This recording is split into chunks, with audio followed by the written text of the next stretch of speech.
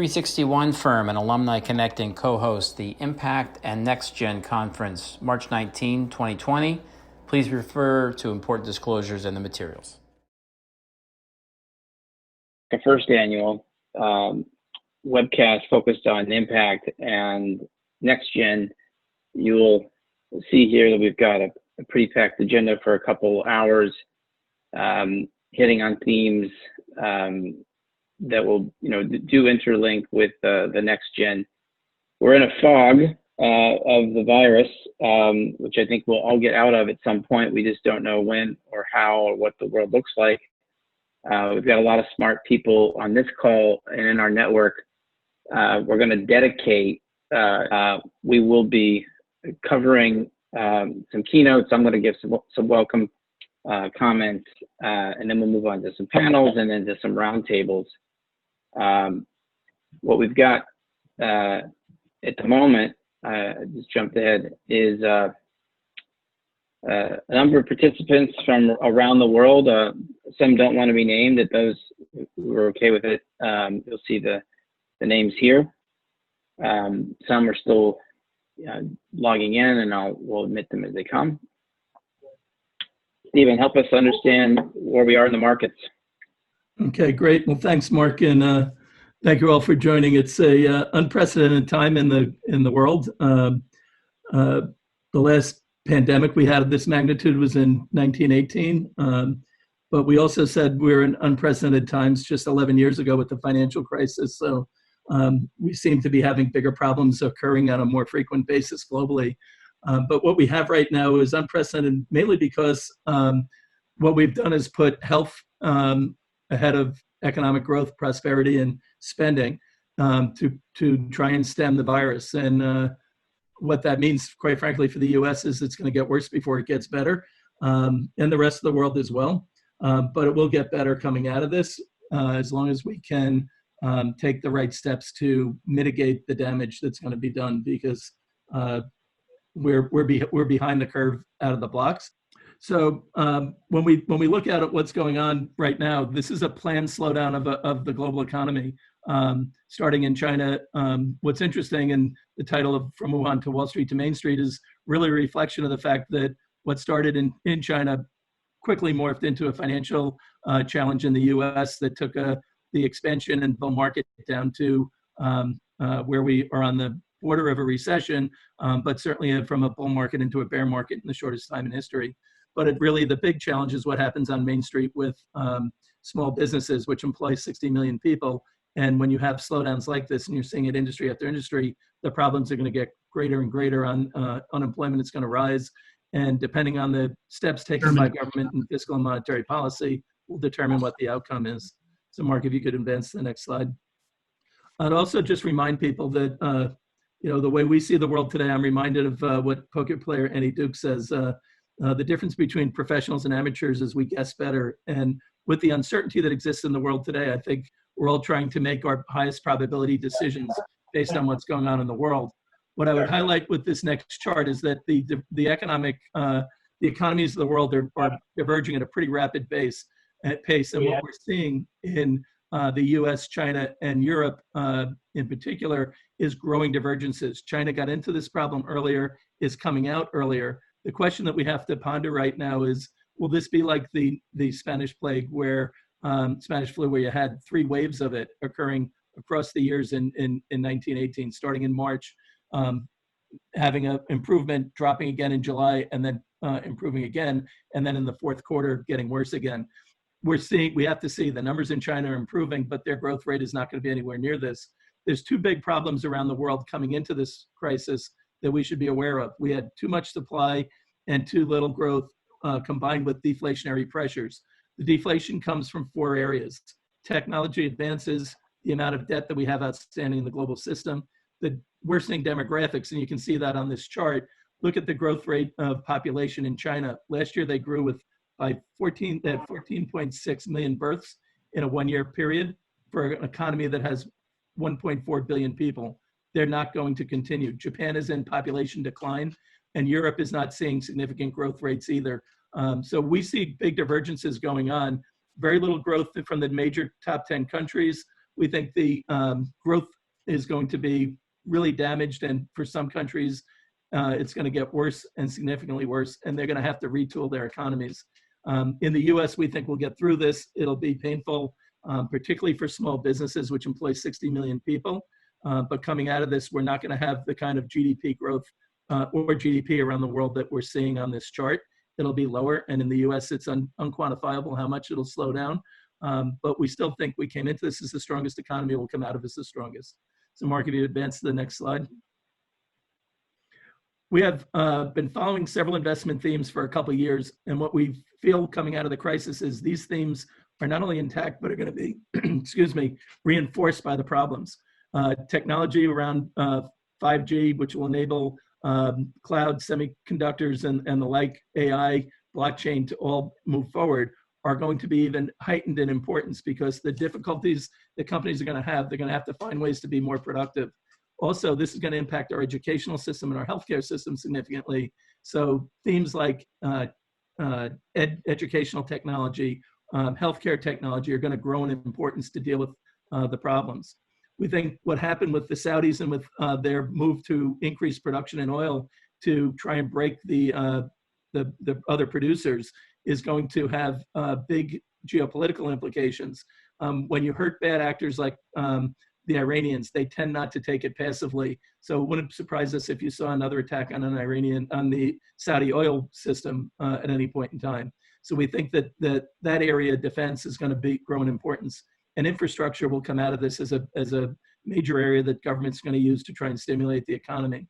To us, one of the more interesting dynamics that's going on is the shift in healthcare, which was a target for politicians as a negative because it's such a big part of our economy, will likely become a reversal in the views, and you'll likely see a very positive outlook for the healthcare industry, again, driven a lot by technology, but to deal with the concerns about future pandemics.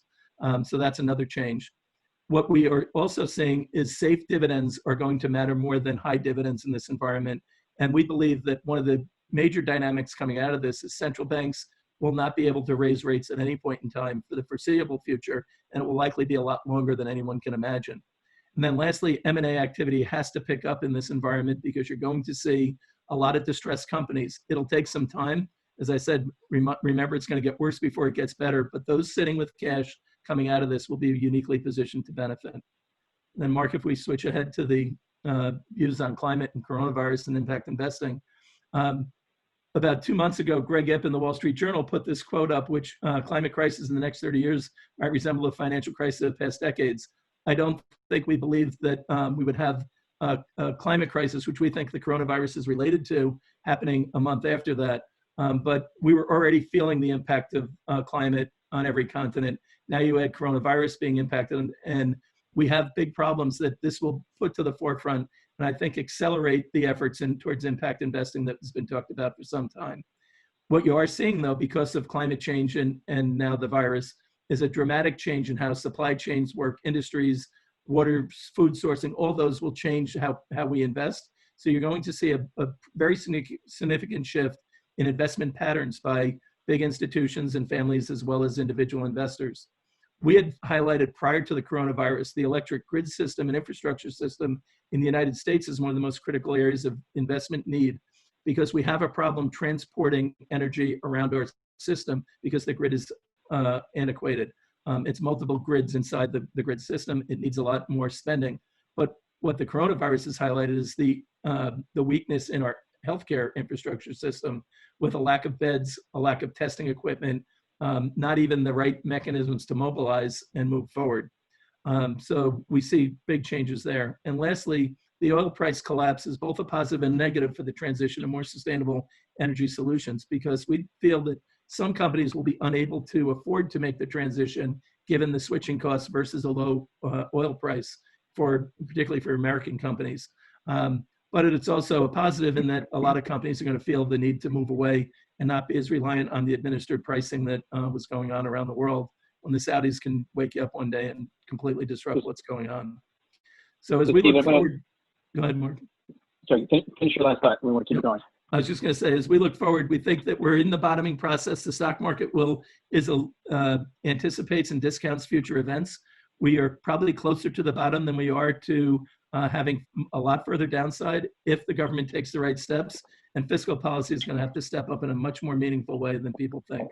We're going to move on from a perspective of the CEO about Capstone Healthcare. This is obviously a huge question, and so I figured there are a couple ways to frame it. First of all, short-term versus long-term.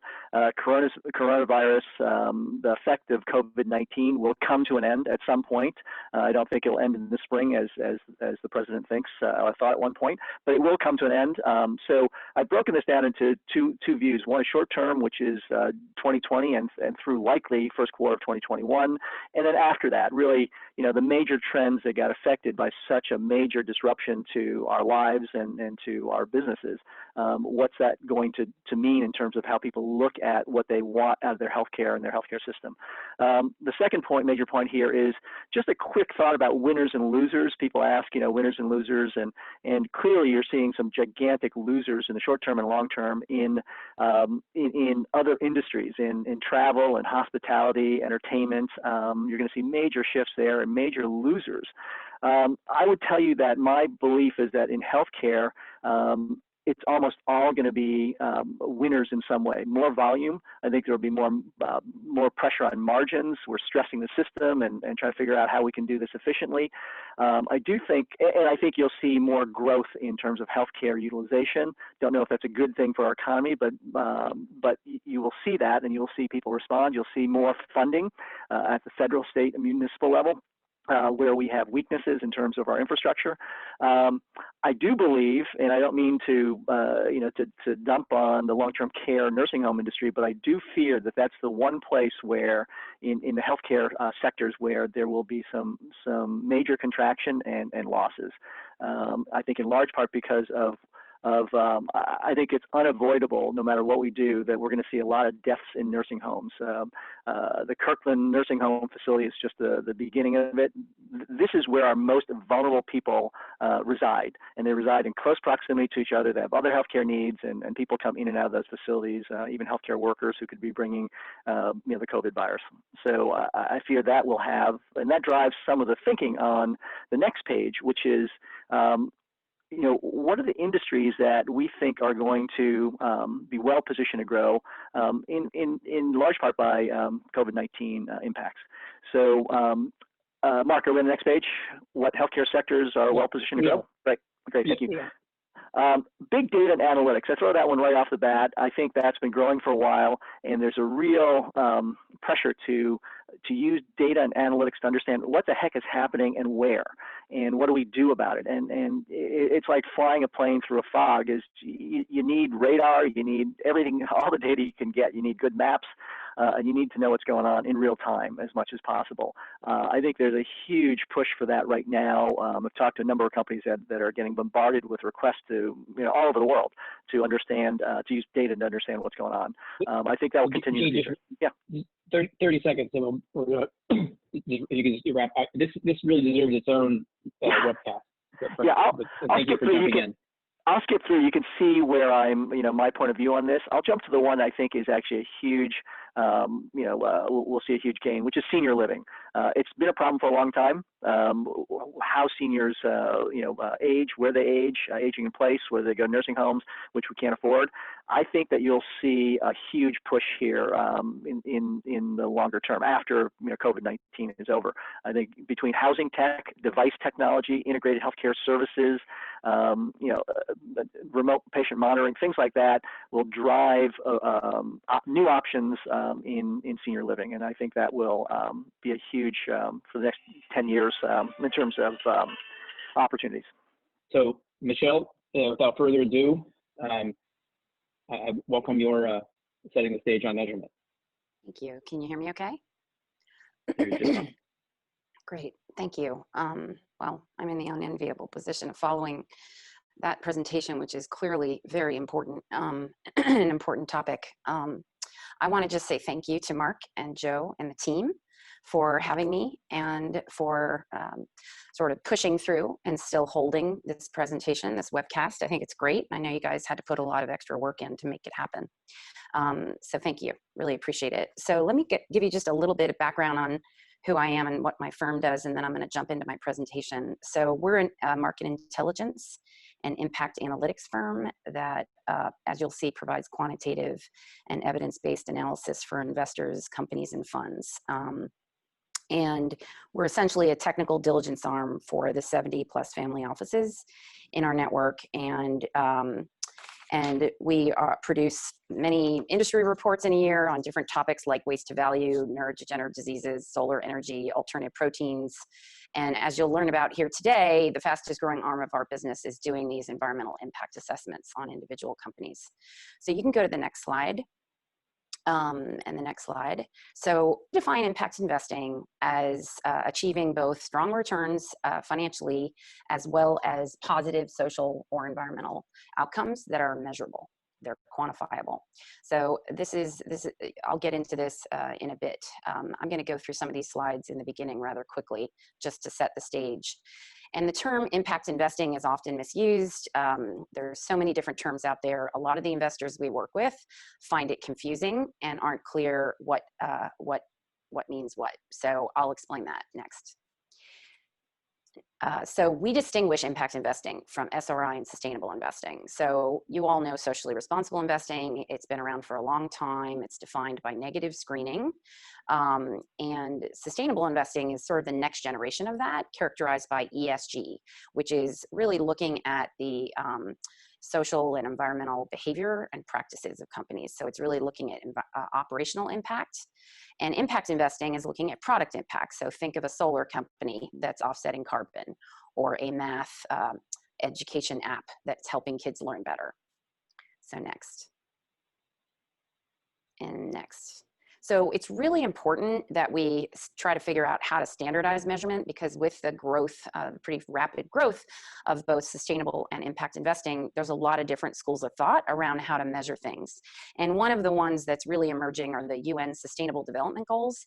But unfortunately, there's still a fairly big disconnect between the way that traditional finance uses econometrics and inference to rate companies. And of course, because they've been doing it for many, many decades, they just focus on the financial footprint of a company. And then these more science-based ways of measuring impact. And I'll show you how we're trying to integrate the two in a way that's thoughtful and hopefully a bit more accurate. Next.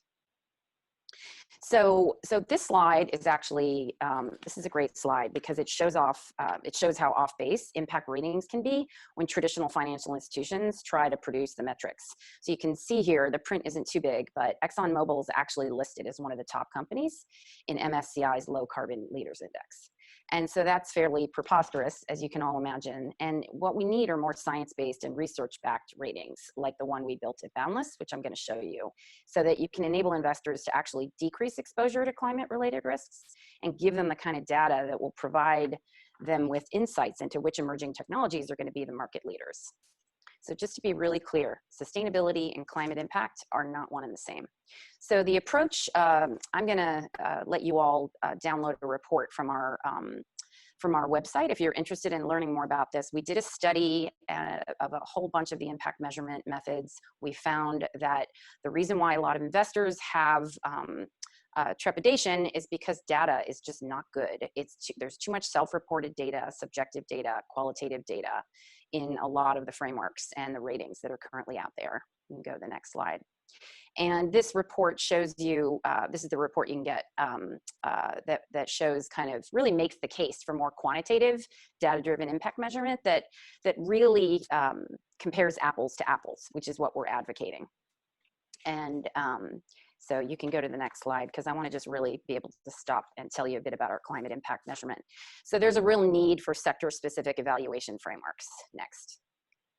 And so what we have developed is a climate impact measurement tool that is really looking at scope 3 analysis. And if you're not familiar with scope 1, 2, and 3, these are basically the levels of analysis that the international community has called on companies to report on. But most ratings are only looking at scope 1, and some at scope 2, and very few looking at scope 3. But that's really the only one that looks at transportation footprint, the entire supply chain, and waste footprint, and really key environmental factors that can account for a company's risks, true climate and business risks. Next. And so we use this life cycle analysis based method and it's a fraction of the cost and time of an industry standard LCA because we hired some very experienced LCA experts. And what we do is we select, you can go to the next slide. What we do is we select, this is in a sample first page of one of our reports, we select key industry relevant environmental metrics, and we integrate essential financial metrics to give the investor a clear picture of a company's actual impact, and then how that impact correlates with potential growth and competitive position. And many of our members are using, and then the companies that we're assessing are using this report in their data room, deck, and financials, and they find it helpful for investors for fundraising, as well as discussions with corporate strategics and getting government grants and things like that. So it's really helping them show their competitive position. And we're selling this service to impact funds, family offices, clean tech companies, and we're getting such impressive traction that we're now building it out into full-fledged climate impact and data analytics platform. So you can go to the next slide and I'll actually show you a sample from one of our reports. So this is a report that we did for NYSERDA, which is the development arm of the New York State Department of Energy. That is one of our customers that funded us to do several company assessments.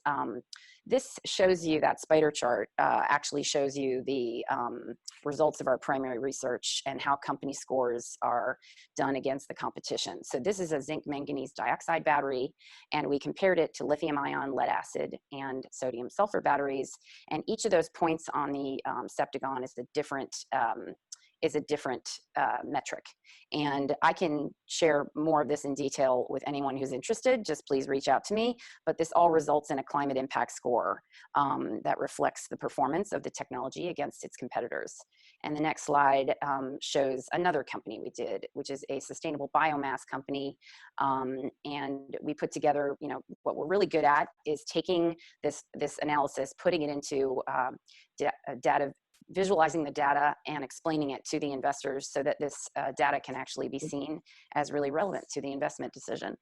So I'm going to stop there because I know that I probably am up, and thank you for the opportunity to tell you all about this. Ceres partners had their own methodology, and Aaron Zasadnik will introduce what they're doing in this regard. Good morning, everyone. Thanks, Mark and Michelle. As we've discussed previous to this call, we expect to be working with you because you've got a lot of expertise in this area. Mark, why don't you skip to slide 2? Ceres is an agriculture-only money manager. We've been around for about 13 years with a U.S. farmland fund and to the point of today, a sustainable growth equity fund. Skip. Next. So, we came to this area with an understanding of sustainability because we saw really the factors disrupting agriculture more broadly and what was driving the changes in the industry more so than our LPs were interested in that. They certainly were excited about the potential, but we saw it as really an economic driver of returns. For us, we kind of categorize sustainability according to these 5 groups, which are defined using 3 sets of criteria. There's no standard specific to agriculture or food production. And so we looked at the Sustainable Agriculture Working Group, which is specific to farmland, which is a new program that Ceres is part of. We looked at SASB, which is the Sustainability Accounting Standards Board, as well as GRI, and came up with what we thought were the most relevant to our industry and broadly applicable to companies that were in fish production or wastewater treatment or indoor lettuce growing, but also specific enough to be relevant to those companies. And so we really agree with what Michelle said, which is the need for sector-specific evaluation frameworks.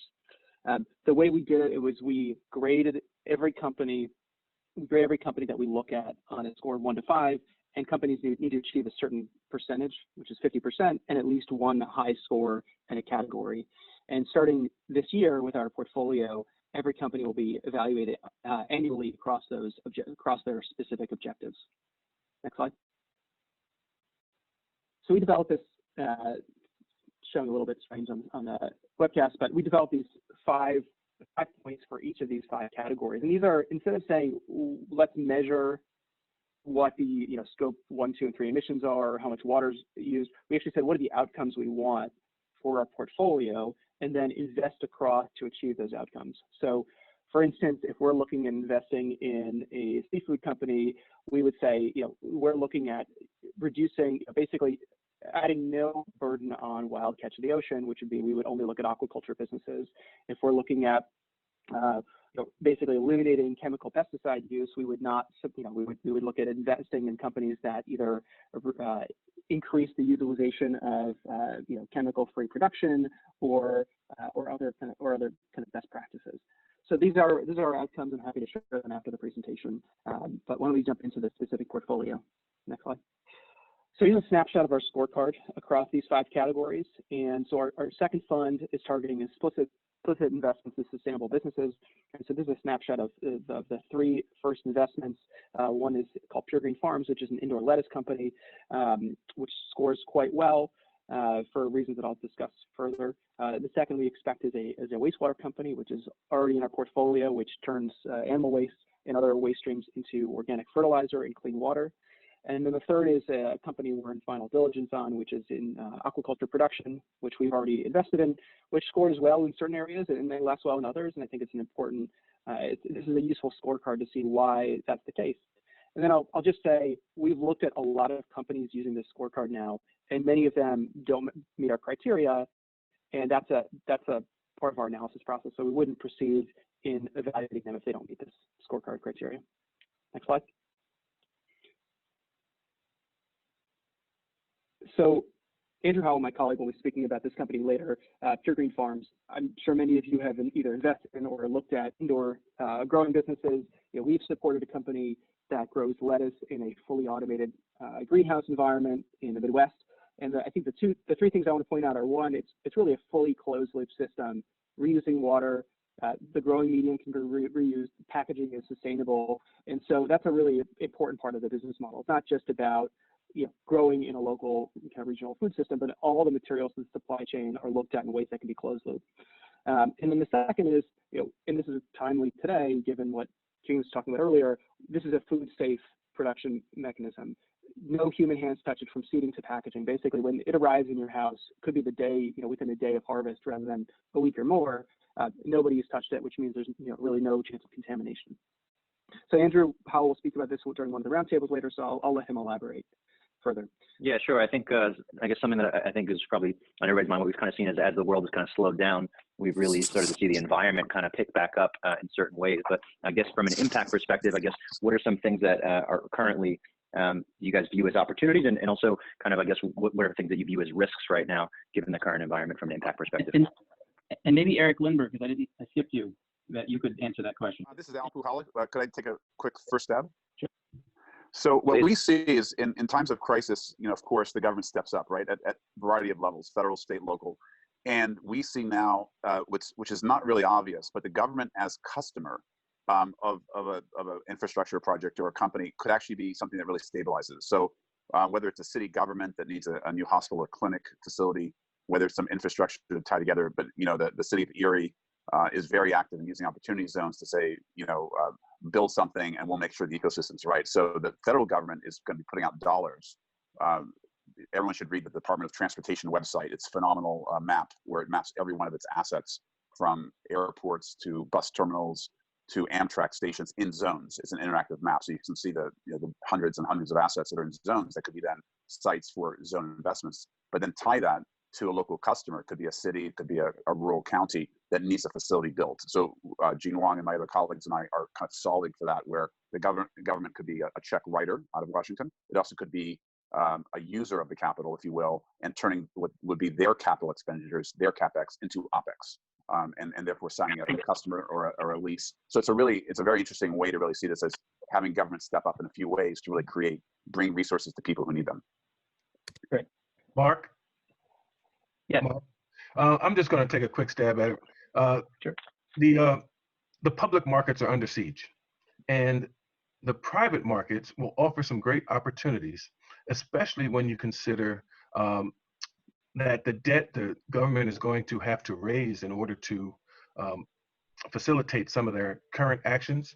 I don't know who the buyers of the government funds are going to be, but it's going to be both inflationary and add some depression into the marketplace.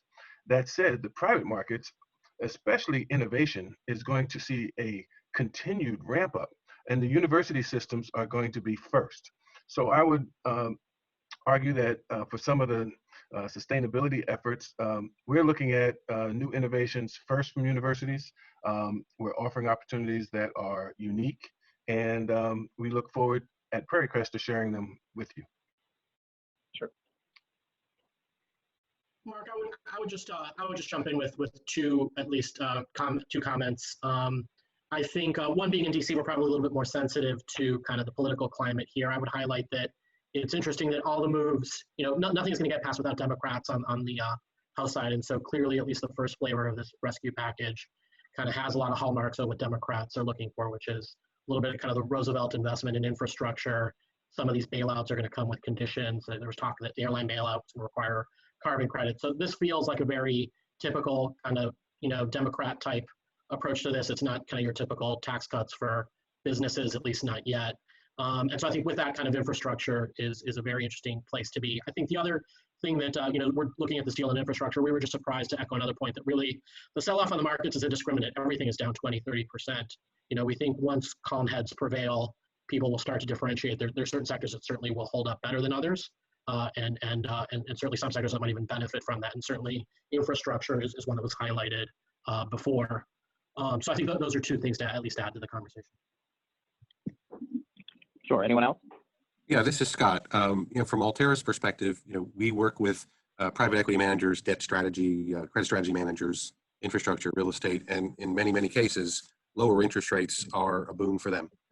As well as when you look at the historic returns of private equity and buyout firms, these are the environments in which they make pretty much their entire track record in periods like these, and then the other years tend to be rather lackluster. So we happened upon what may be the spot for a lot of private investments, and the managers that we're talking to are telling us that their funding costs are going down, and there's a lot of dry powder. And so you can look at it either as opportunistic or that these private companies are going to be rescued by private equity managers and investors who will, of course, own more of the companies than maybe they originally had hoped they would. But it's going to play right into the hands of the private investment firms that just have so much dry powder.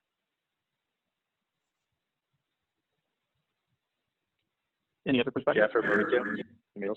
Well, if I may add something, there are lots of opportunities out there. What I'm afraid of is that in times like these, there is going to be some nationalistic retrenching. The countries losing out will be the countries which rely on outside investment, and that might hit them even harder than the stock markets themselves.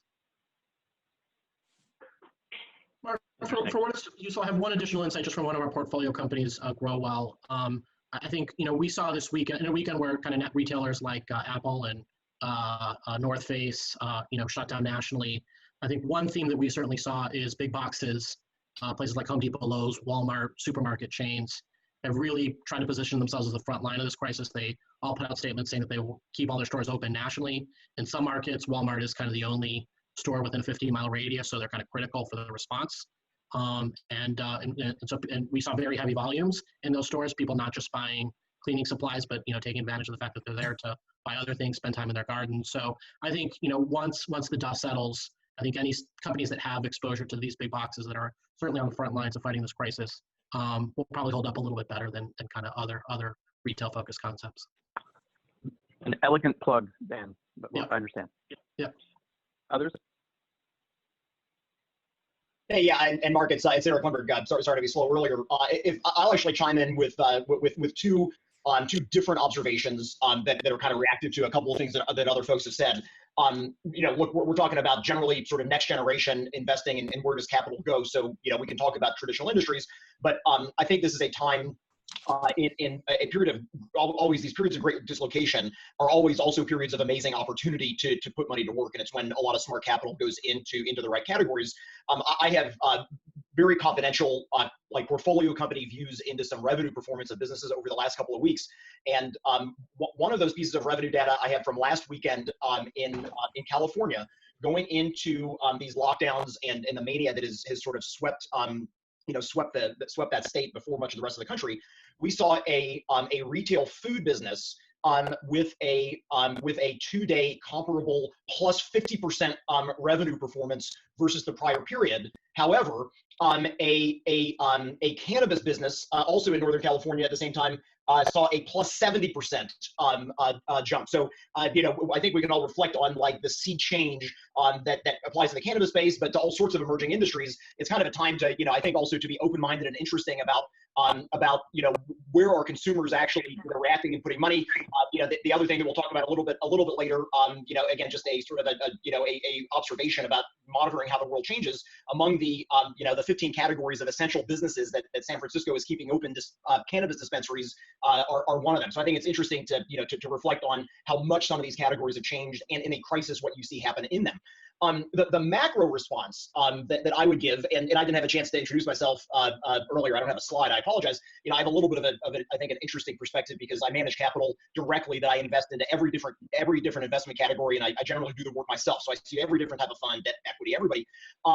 The one thing that I would keep in mind to be a smart investor broadly in the market right now is that applies to all of us, like the herd psychology of hearing the same opinion over and over becomes very persuasive, and we're getting very consistent messaging from the media right now about what is happening in the market in the world. But I would also be cognizant of how wildly volatile the markets and all of these developments have been. I am not advocating an irresponsible posture that that this is not a serious threat. But it is always easy when things turn like this to assume now this is the new normal. I mean, I can't tell you how many times in the last 25 years I've heard that.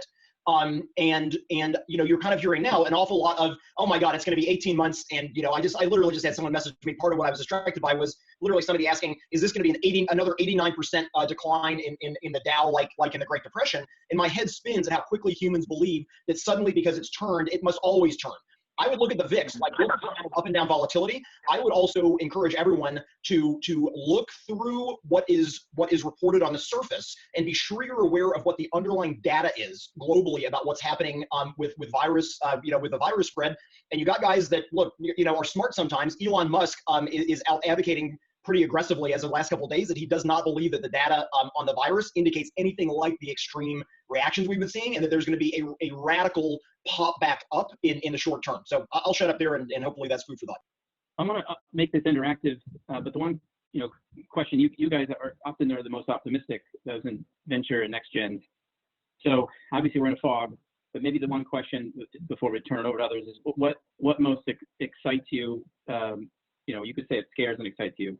And I don't know, Alex, if you're on yet, you could start if we missed you the first time around, or anybody else can speak up to that. Yeah, this is Mark. This is John Backus.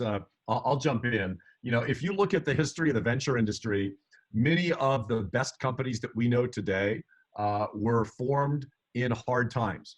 And those companies just tend to have better DNA. They tend to be closer to their customers. They tend to be more cost conscious. And we're going to see a whole raft of great companies that are born in this next period of time. I love the fact that with our fund, we've invested 10% of the capital of the fund. So we're going to be buying great companies at even better prices. So now is the time, in my opinion, to deploy capital in the venture space as opposed to shy away from it. Good point. I'll jump in if no one else is. Sure. So something that excites me is this pace. I think things just got overheated over the last couple of years, and the pace at which deals were getting done was getting a little bit out of hand. I heard recently that the average time for a Series A deal was between first email and signed term sheet was 7 days. I know how many people are in these offices. I know how many people, how many deals they're looking at. There's no way that a full level of due diligence is getting done in 7 days. I think the current environment is going to slow down the pace, and we're going to see better due diligence, and we're going to see better investments as a result of it. And I hope this will also give people the time to do better environmental assessments of what these companies or impacts of what these companies are really working on. Good point. Other perspectives? This is Ben from Catalyst. So what excites me about this market that is evolving is the fact that I think the method of, we emphasize very much in our investment strategy, the deployment of capital through the secondary market. To be precise, the direct secondary side, we're providing liquidity to shareholders. if those are funds, founders, or employees. In the current market conditions, we do see also already started that shareholders are have more uncertainty and are willing to reduce their positions and sell in order to gain liquidity. And we do see the discounts, especially for family offices and high net worth individuals, are willing to accept sharper discounts than a few months ago. And I think the greater the uncertainty in the market, I believe we will see sharper discounts, which will be accepted by the shareholders. Got it. Julie, I'm particularly keen on your thoughts. Are you in San Francisco proper right now? I am. I'm sheltering in place in San Francisco. So what's your view of what excites you by sheltering in place or as well as shelter in place? I don't know if the sheltering in place is exciting, although I will say it feels like they're taking quite a bit of leadership here to make sure that the virus doesn't spread more, which I think is a good thing. I would echo John's thoughts from Proof. I think that this is an exciting time to have dry powder and to be investing. And I think that's a bit of an enviable position given some of the dynamics that had been happening. I mean, I think we're going to see lower valuations. I think there's a reason that many of the most iconic companies that we know today were built during recessionary times, which is, for many of these startups, I think creativity is born out of constraint, and I think they will end up doing more with less, which is very exciting. I think the challenging part is obviously in the near term, this means pretty negative business consequences for a lot of existing companies. And unless you're, a hand sanitizer company or doing something incredibly relevant right now, this will likely mean a negative financial impact. And so, on the one hand, we're very excited to be deploying capital into these emerging companies. And on the other hand, we want to make sure that the startups in our portfolio also have a pathway to kind of survive and thrive during this downturn and during this contractionary period. So it's an opportunity period, but also one that you want to make sure your portfolio is really well equipped to handle, the downturn.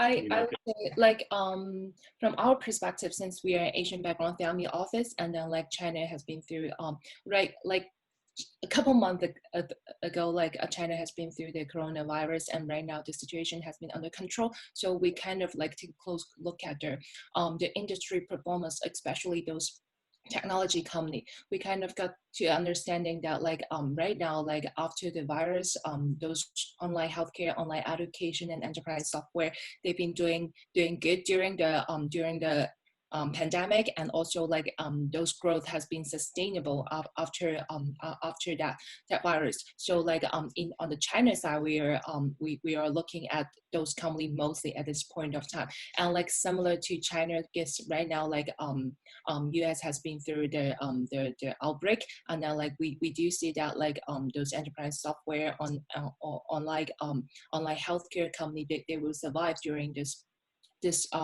economic downturn. So we will keep a close eye on that. But on the public market side, we are really moving very slow and want to wait until there are market turbulence and finish. And Nikunj, if I gave you 10 million, 1 million, whatever, and you could spend it anywhere in the world, not just emerging markets, where would you spend it? What excites you?